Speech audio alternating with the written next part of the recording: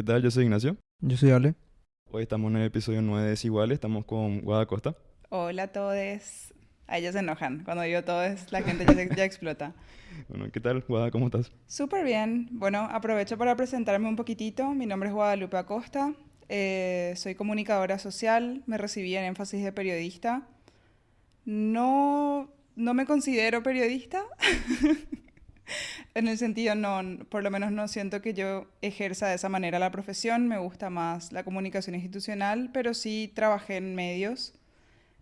Ahora, actualmente estoy trabajando en uno, conduzco cápsulas de sexualidad del Paraguay News, también el Noti, y trabajo en otros proyectos independientes de la región. Trabajo con organizaciones de Colombia, haciéndoles la comunicación institucional y demás.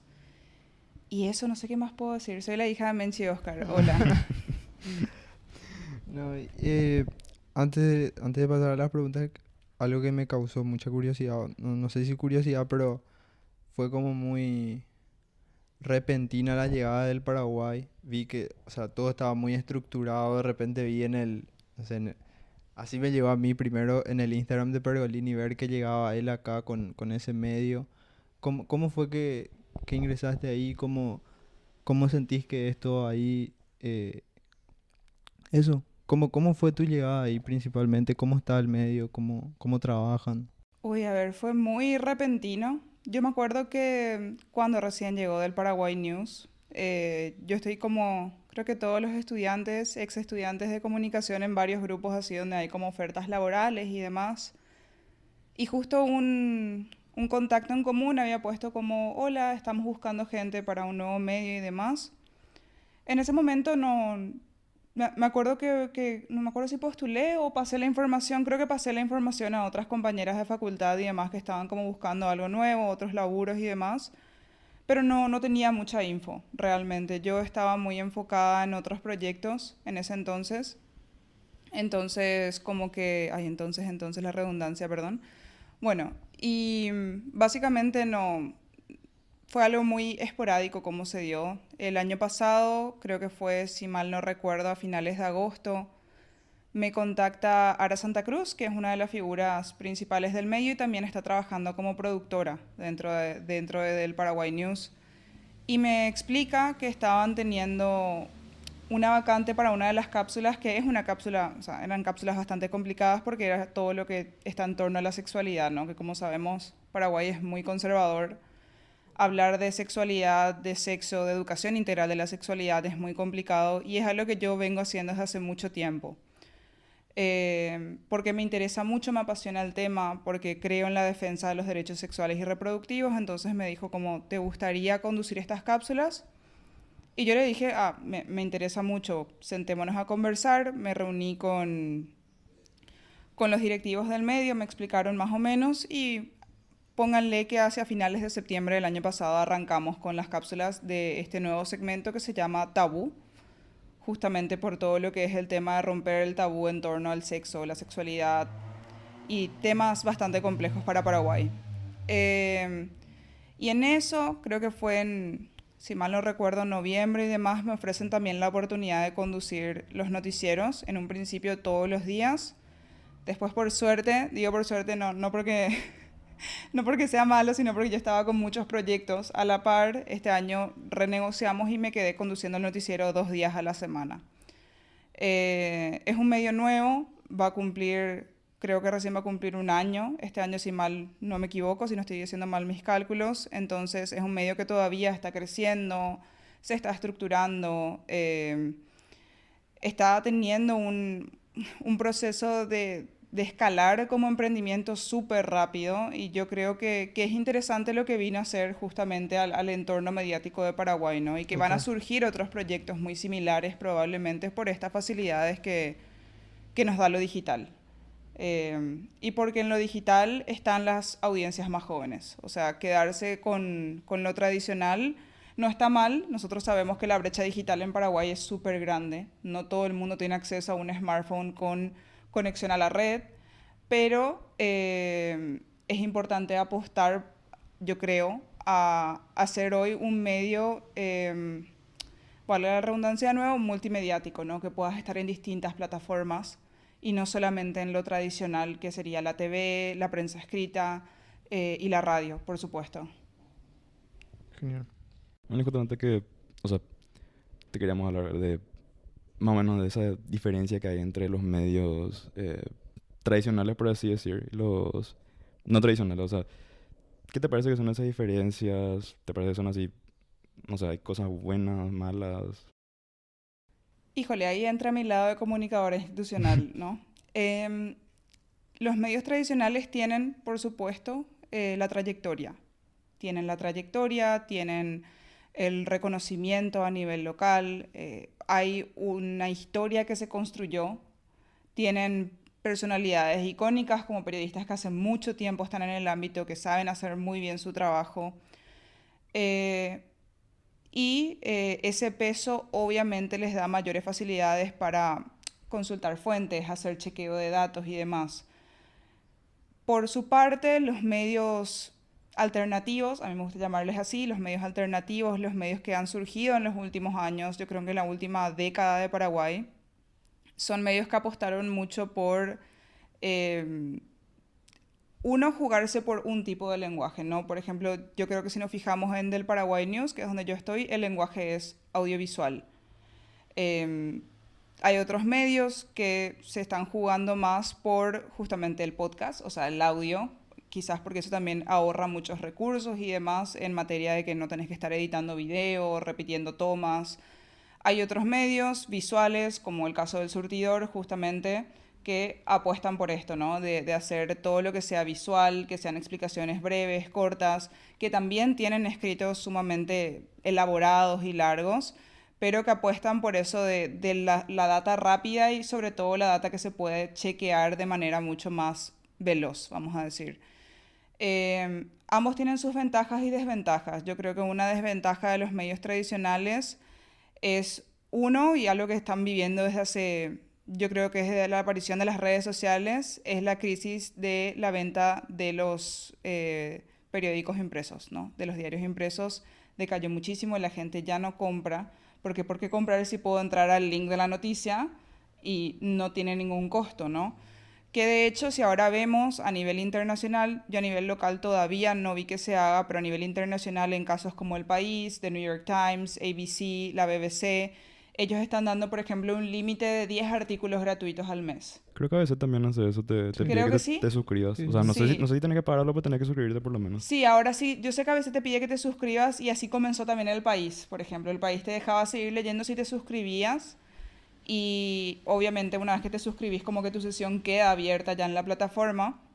Entonces ahora, por ejemplo, calcula y cuando llegas a tus 10 artículos al mes te dice, hey, ya leíste todo, ¿querés seguir leyendo? Tenés que pagar 1 euro. O sea, están implementando otros modelos de negocios que por un lado hay una discusión medio ética del precio de la información, pero también está, digamos, el tema de valorar el trabajo que hay detrás, ¿no? Del trabajo humano, de la investigación, la verificación de datos, contrastar fuentes.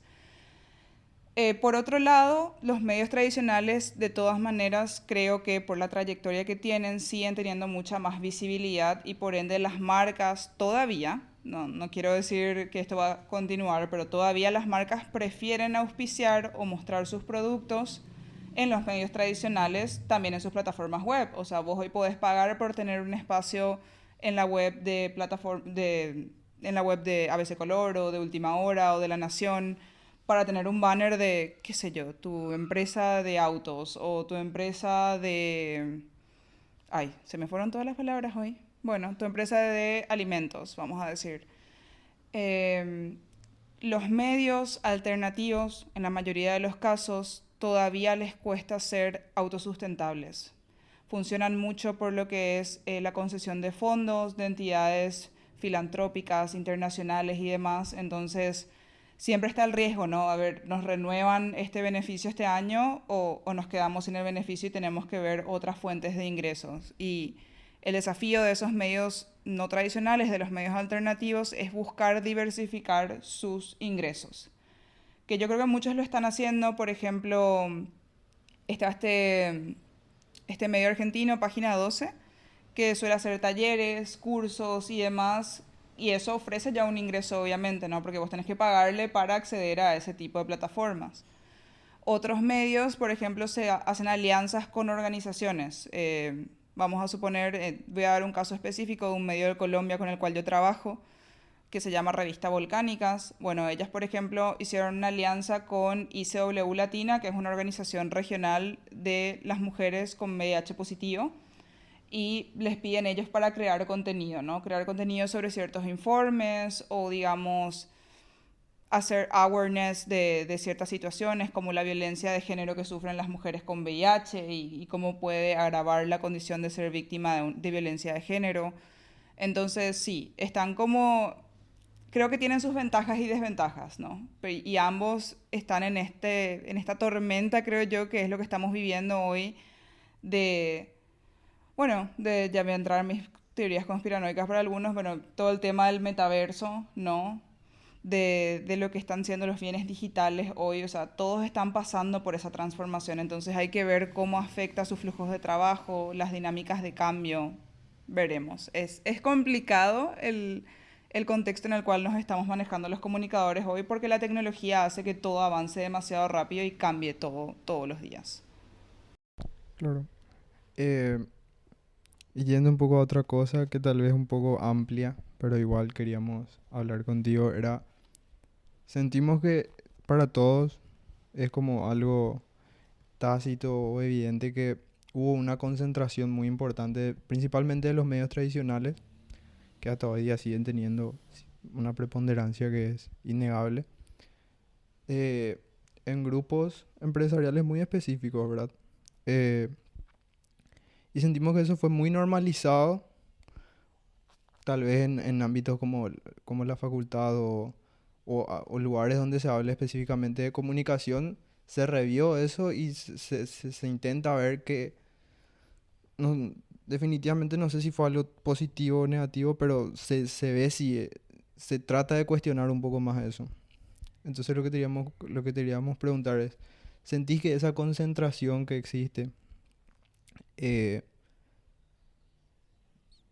si crees que fue algo negativo, crees que fue algo negativo exclusivamente para los medios de comunicación o para la comunicación en el país, o crees que fue algo negativo casi cultural, que haya tan pocos grupos empresariales o una concentración tan importante de los medios más tradicionales? Sí a todo. No, mentira, voy a elaborar, prometo.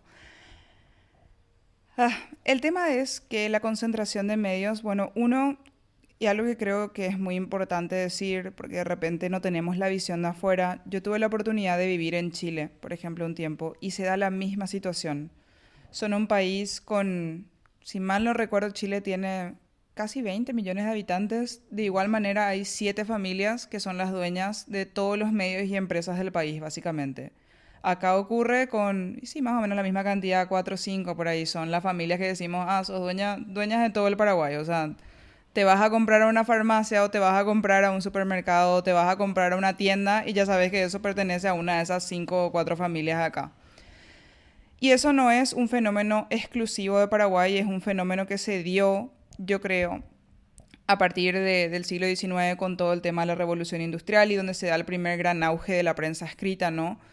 Eran los burgueses quienes tenían la capacidad de producir y hacer contratos con marcas y demás y quienes implementan todo el tema de la publicidad en medios por primera vez, ¿no? Y eso generó, o sea, el gran daño que yo creo que hay es que y que cuesta mucho decir como comunicadores porque somos como muy idealistas y no queremos pensar de esa manera, es que los medios siempre funcionaron bajo una lógica empresarial. O sea, siempre funcionaron bajo una lógica empresarial, habiendo obviamente dentro de esos medios quizás personas, ya sean funcionarios o mismos dueños, que a lo mejor sí apostaron por la democracia, la democratización de la información, porque tener acceso a información verídica, verídica, digamos, confiable y contrastada es un derecho de la ciudadanía y obviamente colabora en la democracia, pero eso no quiere decir que esta concentración de medios en ciertos grupos de poder no tenga, digamos, su incidencia en la manera en que informan. Yo primero creo que le tenemos que desmentir que es algo que a la gente le encanta decir. Me encanta luego cuando en Twitter se enojan y ponen, no sos objetivo, no existe una persona objetiva. La objetividad es un mito y en el periodismo también es un mito. El tema es que la objetividad muere desde el momento en que yo elijo qué palabras utilizar para describir un hecho. O sea, el hecho puede ser que haya un accidente de tráfico, un accidente de un auto, un choque, lo que quieras, eso es un hecho. Pero la manera en la cual yo te la voy a contar ya está cargada de subjetividad, por el simple orden de las palabras que yo elegí utilizar, ¿no? Y cuando se habla de la concentración de medios en ciertas familias o en ciertos grupos de poder, es riesgoso, porque evidentemente esos grupos de poder tienen intereses que quieren defender a toda costa. Muchos grupos de poder,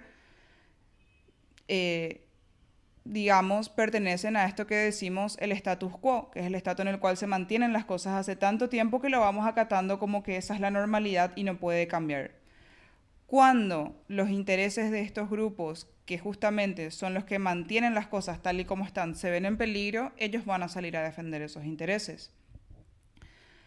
Justamente, algo que fue súper controversial en España, pero no estoy segura si finalmente se logró implementar o no, debería verificar porque fue algo que estudié en la universidad, es que, digamos, la lógica neoliberal es un poco de no.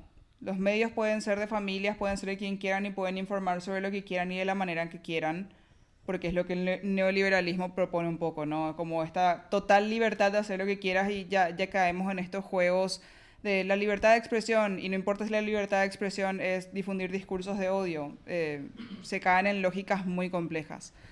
Entonces, en España se dio el caso, allá por el 2007-2008, que varios congresistas buscaron implementar una ley de medios.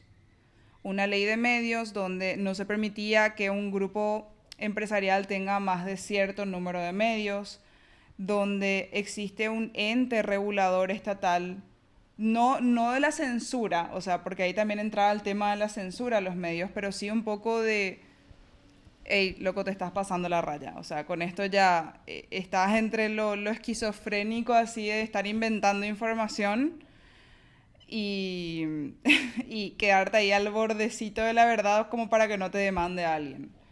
Entonces, yo creo que, y eso es algo que hace mucho tiempo se debate acá, la necesidad de una ley de medios, de que exista un ente regulador, no en el modo de la censura. Vuelvo a repetir eso porque es súper importante. No se puede censurar a los periodistas, no se pueden censurar investigaciones que sean sobre todo relevantes para el ejercicio de la democracia, ¿no? O sea, no podemos censurar investigaciones que tengan que ver con actos prebendarios, corruptos, de nepotismo y demás, pero tampoco podemos dejar que ciertas élites controlen todos los medios, porque al final los medios y las narrativas que nosotros usamos en el día a día son los que construyen nuestra percepción de la realidad. Entonces es muy peligroso, perdón, es muy peligroso cuando los medios, por ejemplo, difunden discursos de odio o difunden discursos contra ciertos grupos de actores sociales en Paraguay, que mucho se da de esto. Voy a dar un ejemplo muy concreto en el tema de las marchas campesinas, ¿no? O sea, los medios como que siempre tienden a poner campesinos generan estragos en el tráfico de la capital, pero no estás contando por qué vienen todos los años desde hace más de 40 años a la capital. O sea, ¿por qué se sigue repitiendo este fenómeno? Entonces, yo creo que estamos en un punto medio crítico y la gente no es boluda, la gente se da cuenta, al menos yo quiero creer que la gente se da cuenta de cuando la información está siendo manipulada, pero hay mucha gente que no y que sigue repitiendo estos discursos y es súper dañino porque en lugar de unirnos como sociedad para afrontar las desigualdades y las dificultades que tenemos, lo que hace es dividirnos más, ¿no?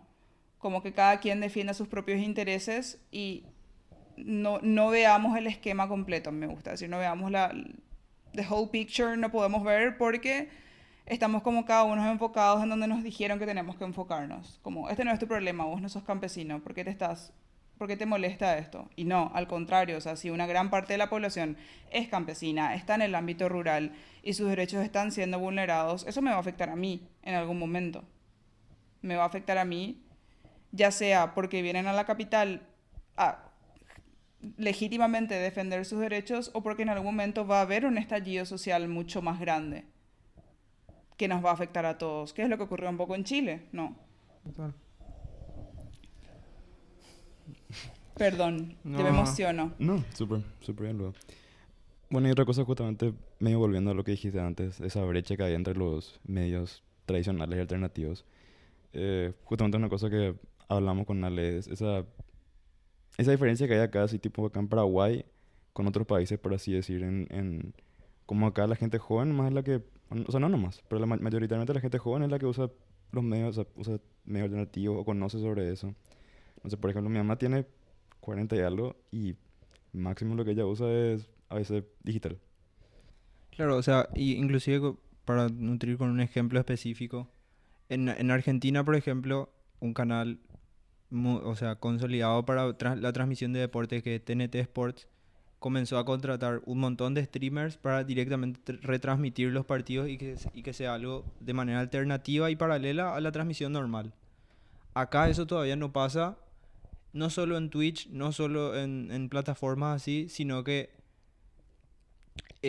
cosas muy tradicionales como la transmisión de partidos es intocable acá. O sea, sigue con un canal, con el mismo canal de hace 15 años, 20 años, y la transmisión de algunas cosas sigue muy en paralelo al crecimiento de lo otro. Ese era el ejemplo que tenía. Claro, claro. No, yo creo que, bueno, es bastante compleja la situación de Paraguay, ¿no? Em, a ver, quiero agarrarme a varios puntos, pero voy a buscar uno para no irme todo, tipo el tipo de Lelutiers que se va por las ramas. Em, el tema es, yo siempre digo lastimosamente, el aislamiento que nosotros sufrimos como país desde la época de la independencia, ¿no? Nos sigue afectando hasta el día de hoy. Si ustedes se dan cuenta, si tuvieron la chance de salir de Paraguay, es como que si estás, o sea, todo el mundo escuchó algo de Colombia o de Chile o de Ecuador o de Costa Rica. Son nombres de países que llegaron a escuchar en su infancia a otras personas, pero Paraguay es un país del que muy poca gente sabe. Y de hecho algo muy curioso que me pasó muchas veces, porque yo tuve la oportunidad de vivir en varios países por cortitos periodos de tiempo, es que yo quería hacer una presentación, por ejemplo, de Paraguay. Te hablo en el año 2012, o sea, imagínate que estamos hablando de 10 años atrás. Dios mío, qué vieja soy, hija de mil. Bueno, sí, tenía 16. Estamos hablando del año 2012. Yo quería buscar información de Paraguay, como videos de Paraguay, y me costaba muchísimo encontrar data exacta. Lo mismo libros sobre historias del Paraguay y demás. Es muy difícil encontrar fuera de nivel local. No existe prácticamente una venta masiva de nuestra historia, de las cosas que pasaron. Es más, mucha gente con la que yo hablé es como, wow, Paraguay enfrentó una guerra contra Brasil, Argentina y Uruguay y es como que no se sabe nada de nuestro país. Bueno, todo ese aislamiento que es hasta ahora cultural, también para mí se da en el avance de las tecnologías. Yo no soy una tech geek, o sea, disculpen todos los tech geeks que están escuchando esto, seguramente van a poder tener muchos más argumentos que yo, pero lo que yo sí me doy cuenta es que todo llega un poquito más tarde acá, ¿no? Mismo, por ejemplo, el tema de los podcasts. El tema de los podcasts yo diría que hace 6 7 años ya está pisando bastante fuerte en América Latina. Sin embargo, recién hace, ¿cuánto? 2 o 3 años que acá se está empezando a indagar en este formato y que las marcas o que ciertas figuras o personas están apostando por hacer formatos de podcast. Yo creo que también hay otra cosa a tener en cuenta que es este tema de los desplazamientos internos del país. La gente que vive en la zona rural se está desplazando cada vez más hacia la zona urbana por la falta de oportunidades laborales en el campo, sobre todo en el tema agropecuario. Entonces se están dando como desplazamientos internos masivos, porque justamente, o sea, es muy loco, vos te vas a Argentina y así te vayas perdón por la expresión, ¿verdad? No me odien argentinos, pero te vas al culo de Argentina, que es Clorinda, y tenés cobertura de internet. Acá, nosotros somos vecinos, by the way, vivo acá a 3 cuadras acá de tu casa. Acá hay una parte de la zona del barrio donde no hay señal. ¿Hacia dónde más o menos? Más o menos ahí hacia el... acá si seguís derecho Concejal Vargas y doblás para irte a Bernardino Caballero y cruzar Santa Teresa en el semáforo, ahí no hay señal. Ahí no carga nunca. Tipo, cuando estás cruzando el semáforo, al menos mi compañía que es Tigo, no tiene, no puedo... Si pongo una música que no está descargada, mi Spotify no se carga hasta que paso esa zona. Y mismo mi novio que antes tenía Claro, creo, había zonas de Asunción donde no tenía Sí, eso ya señal. me pasó varias veces que también me voy a un No, lugar y no no, había no hay internet. señal. Entonces, imagínense eso, ¿verdad? O sea, ni siquiera hay una telefonía que te pueda asegurar que tenga señal en todo el territorio nacional. Tengo la anécdota de un ex Voldemort, ¿verdad? Pero no importa. Que él se quedó varado así en medio de la nada, así en el campo, 3 días y no tuvo señal. Tuvo que caminar como 30 kilómetros para llegar a una zona donde tuvo señal para pedir auxilio porque se quedó en llanta, ¿no? Entonces, hablamos de que todavía hay una gran brecha digital, de que todavía no existe cobertura en todo el país para acceder a Internet y que encima, obviamente, tenemos una gran cantidad de la población. O sea, yo creo que en Paraguay es muy notorio cómo está una persona que está al borde de la pobreza, si no ya está en la pobreza e inclusive la pobreza extrema. La clase media prácticamente no existe y después ya tenés una clase media alta y una clase altísima que tiene todo el poder adquisitivo del mundo. Entonces, ¿cómo vas a empezar a implementar en Twitch y demás si existen muchos adolescentes en el interior del país que no, que máximo tendrán un celularcito chiquitito que no va a ser capaz de soportar una plataforma como Twitch, porque son aplicaciones que yo uso Twitch en el teléfono, no streameo porque soy pésima jugando, pero me encanta ver a streamers y te calienta el teléfono de una manera impresionante. Y tengo un teléfono bueno, vamos a decir. Entonces, imagínate lo que es tener que adquirir un teléfono que encima sea de alta gama para poder soportar lo que es el streaming en alta calidad y tener buena señal. Eso no es algo factible todavía en Paraguay.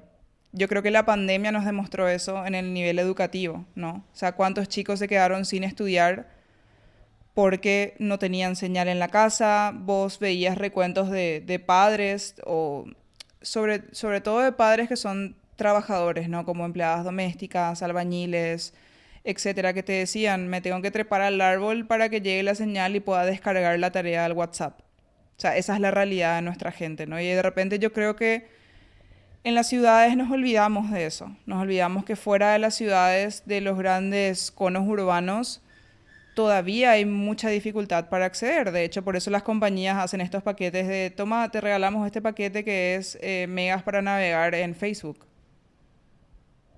Entonces, yo creo que esa es la dificultad y creo que por eso es que los medios tradicionales e inclusive los alternativos todavía no están apostando a cuestiones como el streaming o demás, porque consumen muchos datos. Por ejemplo, TikTok, que sería o sea, si ustedes le siguen a The Washington Post en TikTok, es genial. Si no le siguen, síganle. Yo le amo a The Washington Post. Pero ninguna telefonía en Paraguay que yo sepa te cubre datos de TikTok. Y eso es muchísimo. Es consumo de megabytes a una velocidad impresionante. Y la gente no tiene wifi en su casa. O sea, eso es fuera de los grandes conos urbanos como, qué sé yo, Encarnación, Ciudad del Este, Concepción, Asunción. Y bueno, Gran Asunción, no la zona metropolitana, la gente no tiene wifi en su casa. O sea, eso no es real.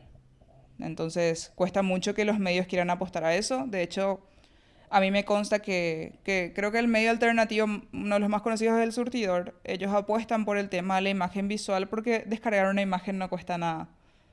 Entonces tienen, por ejemplo, esta cuestión de que ellos te envían por WhatsApp mañana sale este reportaje, ¿no? Y te mandan como la imagen. Entonces vos en la imagen ya tenés la info resumida, no tenés que entrar al link y gastar tus datos. Yo creo que ese es el gran problema en Paraguay, ¿no?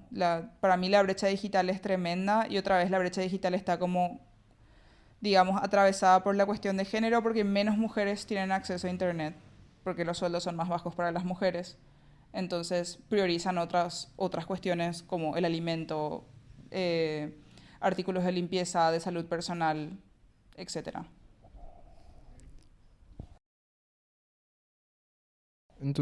Otra cuestión que tal vez no, no tengas ninguna opinión formada o sencillamente no coincidas. Algo que nosotros vemos mucho es que, por ejemplo, en redes sociales pasa que hay una persona de entre 15 a 25 años que le vaya relativamente bien en la red social que sea. Puede ser en Instagram, puede ser cualquier red social que quieras tomar como ejemplo. Vemos que enseguida esa persona o sigue haciendo contenido propio o que en la mayoría de los casos es tomado para algún tipo de contenido por medios tradicionales o por un canal de televisión o por una radio que tal vez intente ir a un público distinto al que tiene, pero que de alguna u otra manera terminan yendo. ¿Cómo puedo preguntar? ¿Sentís que eso es una condición que tiene que mucho tiempo que pasar para cambiar o que estas personas que hacen contenido, ya sean comunicadores o no, pueden ser sencillamente influencers, debe haber como una intención o se tiene que generar algo un poco más colectivo de tratar de no aceptar la primera opción que venga y seguir apostando por el contenido independiente? ¿O es la opción que le venga y es por una cuestión de trabajo que es imposible de aceptar o que realmente se tiene que construir como una costumbre ya de intentar generar algo al margen de la primera opción que venga, por ejemplo, en medios tradicionales? Tengo muchas respuestas. Bueno, la primera que quiero decir es una estrategia muy obvia, ¿no? Yo soy medio tradicional, me estoy medio quedando en el tiempo de repente, mis figuras tienen... Es un poco lo que yo decía, ¿no? El otro día me pidieron, ¿tenés una referente adolescente para un proyecto? Me preguntó una amiga y le dije, no, voy a cumplir 27 este año. O sea, no tengo más amigos que sean 10 años menores que yo. Tengo dos que tienen 20, igual me llevan 7 años, ¿no? O sea, 6 años en realidad, porque cumplen 21 este año. Pero no tengo amigos en edad escolar, no tengo amigos que sean del nivel medio, que estén terminando el colegio o que estén mismo entre los 15 años y demás.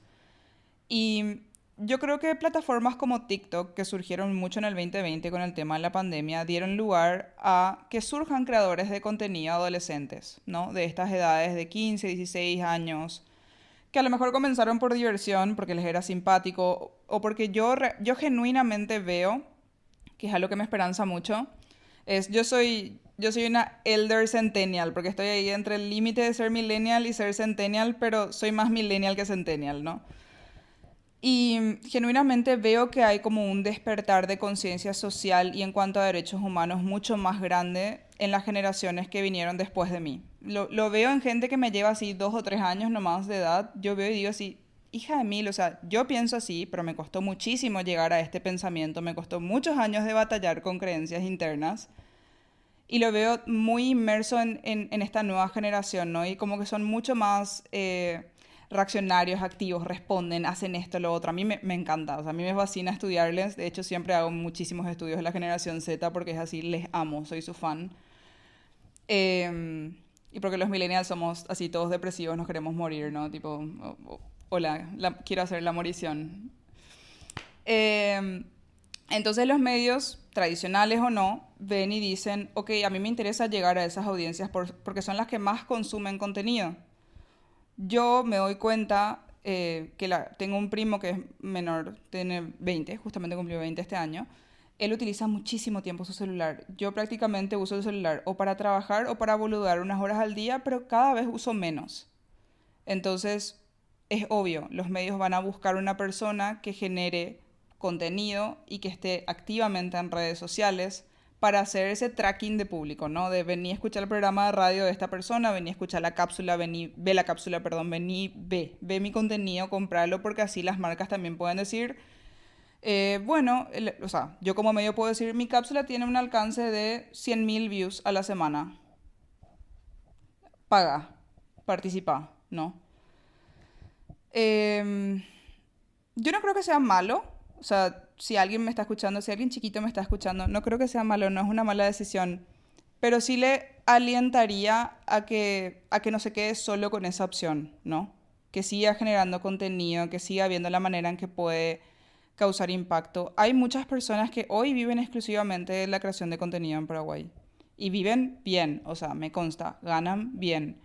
En mi caso, por ejemplo, yo sí, o sea, yo no me considero influencer, me considero comunicadora, pero sí tuve ya tratos con marcas, ¿no? Como, puedes auspiciar esta birra o puedes auspiciar este termito de agua y cero estrés, sin drama.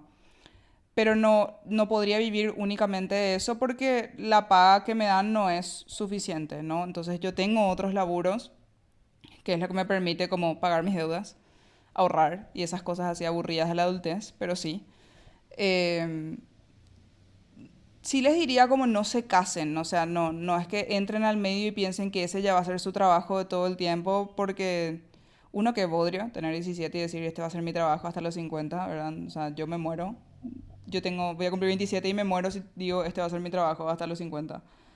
A mí al menos me gusta mucho el cambio y la diversificar lo que hago, pero también creo que es súper importante entender que muchas veces la gente acepta laburos porque es lo que necesita en ese momento para satisfacer ciertas necesidades, ¿no? Entonces, en Paraguay no se paga bien a nivel general. Los medios no pagan muy bien. Las marcas no pagan muy bien todavía. No se valora lo que es la creación de contenido como laburo. Y eso no pasa únicamente en términos de las figuras o demás, ¿no? Sino que váyanse a una agencia de publicidad y ser un content manager es un trabajo que no se valora.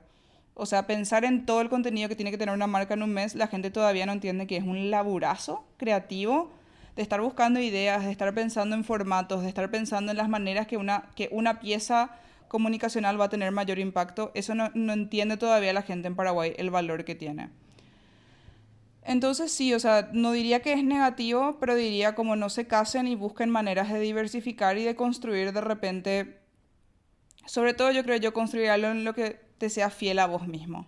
O sea, porque muchas veces entras a un medio y te acomodas a ciertas cuestiones para que la cápsula o el espacio tenga éxito y demás, pero cuando empezás a no serte fiel a vos mismo o vos misma es bastante feo. Te vas sintiendo incómodo en el laburo y es como que decís, ¿qué estoy haciendo acá? O sea, realmente esto es lo que quiero hacer, es lo que quiero comunicar, es lo que quiero dar a conocer o lo que quiero informar, ¿no? Entonces, eh, por un parte, o sea, por dos conclusiones. Por parte de los medios tradicionales, bien, o sea, son genios en marketing y tienen muy en claro que si tienen que traerle a alguien para tener ese público, lo van a hacer.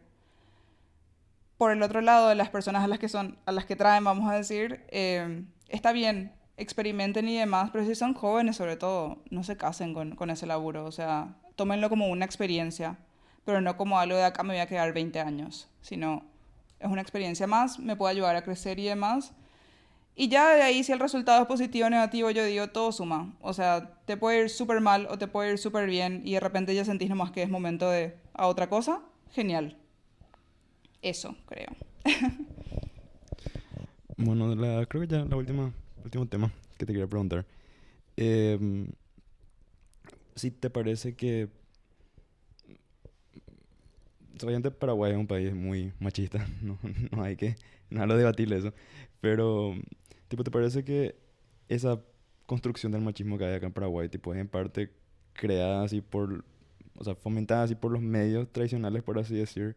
Porque sabemos que hay programas que, Sí, tipo, que en la tele, así justamente, eso hablamos con él la otra vez, tipo, que pasan así como si nada. O sea, ven la tele y están Total, nomás o sea, siempre. cosas que en redes sociales serían en un día, Te Twitter cancelan. estaría un programa que pasa en Paraguay en un medio importante, parece que está totalmente abstracto de las cosas que se juzgan en redes sociales. O sea, completamente abstracto.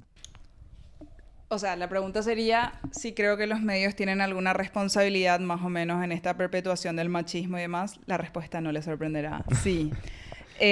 Mi tesis, bueno, nuestra tesis, porque la hice con Dani Espinosa, que es una de mis mejores amigas, es sobre el famoso caso 108, ¿no?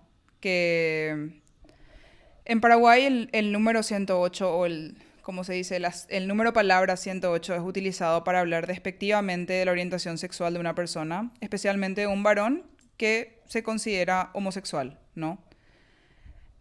Toda esta historia del 108 a mí me llamó mucho la atención cuando entré a la universidad porque dato curioso, yo estudié medicina 1 año y medio y después nomás salí y dije, esto no es lo mío. Por eso le digo a la gente, ven, si no es lo suyo, salgan nomás corriendo. Huir a tiempo no es cobardía. Em, bueno, me llamó mucho la atención el tema del caso 108 porque yo estaba en medicina y me acuerdo que un día nos dijeron, se mudó la clase tal, creo que era primeros auxilios, a la clase 112, al aula 112. Entonces yo voy buscando y estaba como el aula 106, 107, aula M, 109, 110, 111, 112. Yo estaba como, what? ¿Por qué? Y eso quedó medio implantado en mi cerebro y no le di mucha bola en ese entonces. También ese mismo año me acuerdo que tuve mi primer auto y me fui como al registro automotor y demás, y había un cartel que decía como las letras o cifras que no se podían tener en las chapas de los autos, y decía que el número 108 no estaba permitido, y ahí, boom, me trajo de vuelta y dije, ¿qué está pasando acá? Y empecé a darme cuenta que había edificios, por ejemplo, donde el número 108 no existía, o sea, en el departamento 108 no existía, y en la calle no existía, y yo así, ¿qué está pasando en este lugar? Entonces ahí me voy, tipo, era red chica, tenía 18, 19 años. Le dije a mi papá, ¿qué es esto? ¿Verdad? Y me explica la historia de que en el año 1959 muere un periodista llamado Bernardo Aranda, un locutor de radio justamente. Y básicamente a partir de la muerte de Aranda se empiezan a hacer conjeturas. ¿Por qué? Porque Aranda era un tipo bastante revolucionario para la época, ¿no? Estamos hablando de finales de los 50, inicios de los 60. El tipo escuchaba rock, que para la gente tradicional el rock era más o menos, Dios mío, va de retro Satanás, ¿no? Y era un tipo así, digamos, disruptivo. Disruptivo para el momento donde él nació y donde estaba viviendo. Y porque Paraguay era básicamente, o sea, perdón, Paraguay no, Asunción era una capital que era una aldea. O sea, y esto lo dice el historiador Mengo Boxia. Era como una aldeíta que de repente tuvo así tranvía y esas cosas, ¿no? O sea, como que se modernizó un poco. Entonces, Bernardo muere de una forma muy curiosa. Él muere en una habitación que él alquilaba en Barrio Obrero. Básicamente la dueña de la pensión donde él estaba escucha una explosión, se levanta y ve que la pieza donde estaba él estaba en llamas y él muere quemado, básicamente. Entonces, como Bernardo era un tipo que era deportista, hacía natación, era así un tipo grande, ¿no? Era como... Y ellos empiezan a analizar los manuales de criminología de la época y era como, no, esto fue una muerte por cremación, básicamente, o sea, le prendieron fuego. Entonces era como...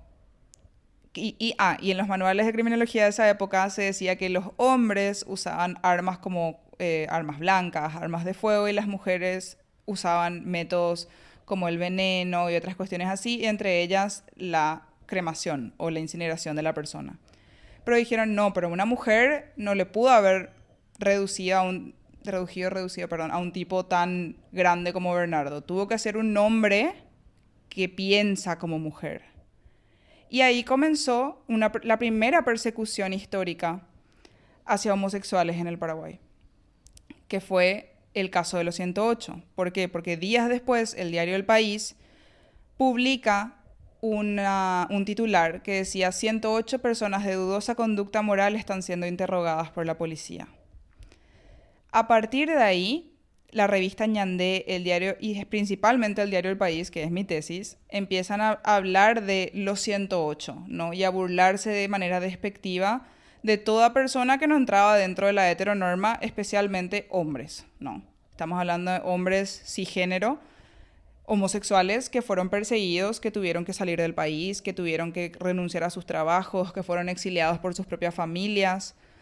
E imagínense, estamos hablando del año 1959 hasta el día de hoy, y si bien es cierto, Erwin Sokol, que hizo un maravilloso trabajo de investigación sobre el caso que está disponible en internet, que se llama 108 Memorias, habla de que la comunidad LGTBIQ en Paraguay se apoderó del término, ¿no? Y como que ahora le está cambiando, está resignificando el número de palabra 108, pero hasta hoy en día vos le escuchás a mucha gente decir, ¿Coalan de 108? O sea, tipo, este es un 108.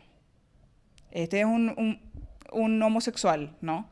Y otras palabras que no quiero decir porque no quiero que me malinterpreten, pero sí, o sea, de manera despectiva. O sea, nosotros logramos demostrar en una investigación que nos llevó 3 años que el diario El País incidió muchísimo en las estructuras homofóbicas, por ejemplo. que hay hoy en Paraguay. O sea, hoy hasta la fecha, Paraguay es el país menos amigable de la región para una persona que pertenece a la comunidad LGTBIQ+. Imagínense que todo eso comenzó con la cobertura de un medio. Obviamente que avalaba la persecución de Stroessner y demás, porque Stroessner necesitaba conseguir... Stroessner todavía no era el dictador, todavía estaban 4 años de mandato. Estaba buscando el recutú, y qué mejor manera que generar un chivo expiatorio de yo les voy a proteger de los amorales, de los de dudosa conducta moral. O sea, siempre los gobiernos autoritarios buscan crear un chivo expiatorio, buscan generar un enemigo común del bienestar de las personas para que las personas digan, no, no, no, es necesario que se quede, para que así nos proteja de esto que es peligroso, que él dice que es peligroso y que los medios alimentaron muchísimo. Los medios alimentaban, especialmente el país, alimentaban como si fuese así, decían básicamente que estos amorales, porque así los llamaban, tenían reuniones donde reclutaban y pervertían a los jóvenes paraguayos. Entonces era muy loco, les juro. Les voy a pasar el link si quieren leer, porque para nosotras fue una investigación que nos hizo llorar del el laburo que fue, pero cuando íbamos armando todo era como, Dios, o sea, este medio contribuyó al pensamiento homofóbico y machista que hay, porque este medio también defendía ideales de masculinidad, o sea, como el hombre paraguayo se va a la guerra, no tiene pelo largo, no tiene barba, el hombre paraguayo es proveedor, el hombre paraguayo es fuerte, el hombre paraguayo no llora, el hombre paraguayo es incapaz de demostrar una emoción. El hombre paraguayo tiene 1000 mujeres, ¿no? Y también, obviamente, y ahí Orué Pozo, un investigador genial, y Florencia Falabella también, que le ayudó en una investigación que se llama Género y Dictadura, hablaron sobre los modelos de masculinidades y feminidades que ayudaron a la dictadura a consolidarse por tanto tiempo, 35 años de dictadura. O sea, si lo pensás bien, después de Cuba, somos el país latinoamericano que tuvo una dictadura militar, fue la dictadura militar más larga de la región. Entonces, sí, los medios, de hecho, construyen la realidad. O sea, los medios instalan temas en la agenda pública, que es la gran teoría de la agenda setting, y mediante los temas que instalan van construyendo nuestra percepción de la realidad. Por eso es muy peligroso que los medios sigan repitiendo discursos de odio o discursos estigmatizantes o discursos que tienen que ver con supuestos roles de género que tienen que tener los hombres y las mujeres, ¿no? Que hace unos años, no sé si se acuerdan que se fue todo un escándalo que sacaron un complemento escolar básicamente que decía los varones son fuertes y generan el ingreso, las mujeres son lindas y delicadas. Y vos así como, el 70% de las familias en Paraguay tienen una jefa de familia porque no hay una figura paterna o no hay una figura masculina que ayude. Es más, la gran parte de las familias hicieron su crianza, o sea, la crianza fue dirigida por mujeres proveedoras. Entonces sí, o sea, los medios contribuyen muchísimo. Mismo cuando vos ves en los diarios como le mató por celos. No, le mató porque es un tipo inestable, porque es un tipo incapaz, que es un tipo que le ve a la persona, que le ve a la mujer como una cuestión de propiedad y no como una persona. Entonces, todo esto cuando dicen el crimen pasional y demás, no es un crimen pasional, es un feminicidio. O sea, hay que empezar a hablar con los términos y demás. Y si los medios no ayudan en eso, entonces seguimos estancados en el mismo vertedero cultural de creer que la mujer luego se vistió de tal manera y le puso celoso, entonces le mató porque le puso celoso, pobrecito. O sea, es bastante jodido. Yo creo que sí, los medios tienen una gran responsabilidad en lo que se perpetúa el machismo, pero también tienen el poder de generar un cambio, siempre y cuando se vayan revisando y, digamos, reestructurando y haciendo ese ejercicio que todas las personas tenemos que hacer. O sea, esto es algo que siempre digo y no a mucha gente le gusta. Todos somos machistas, porque todos crecimos en Paraguay y todos crecimos con esta cultura machista. Pero estamos quienes nos revisamos a diario. Y en esa revisión vamos quitando el machismo de a poco. A mí hay muchas cosas machistas que todavía me pesan. Y es como que de repente estoy así tipo, loca, ¿qué dijiste ahí? ¿Qué hiciste ahí? Eso no estuvo tan copado. Y empiezo a revisar lo que hice, lo que dije y es como, bueno, yo pensaba así o hacía esto, ahora ya no estoy de acuerdo. Y es un ejercicio muy exhaustivo, muy jodido, pero que se tiene que hacer. Y especialmente lo tenés que hacer si sos un medio, creo yo. Bueno, yo creo que ya... Ya no te va- estamos. Sí, ya estamos. No te vamos a robar más tiempo. Dale, chicos. Qué gusto, me divertí. Me hallé. Muchísimas Muchas gracias, gracias por tu por tiempo. todo. A ustedes, cuando quieran. Bueno, y si querés decir, tipo, dónde te puede encontrar la gente para seguirte y todo eso. Por si Bueno, querés. me pueden seguir en Instagram, Wadacosta13. Ahí subo cosas lindas. Me pueden seguir en Twitter, donde armo quilombo, que soy WadiAB95 y tengo muchas fotos de anime, porque soy una chica otaku. Me pueden seguir en TikTok si quieren, pero no subo nada. O sea, de hecho, mi bio de TikTok, que es, creo que era Guadalupe AB o Acosta B, no me acuerdo. Dice como soy millennial y no sé usar TikTok. Bueno. Y nos pueden seguir a nosotros en Instagram como Desigual PI y en Facebook, Spotify, YouTube como Desigual. Y eso. Gracias. Listo. Chao.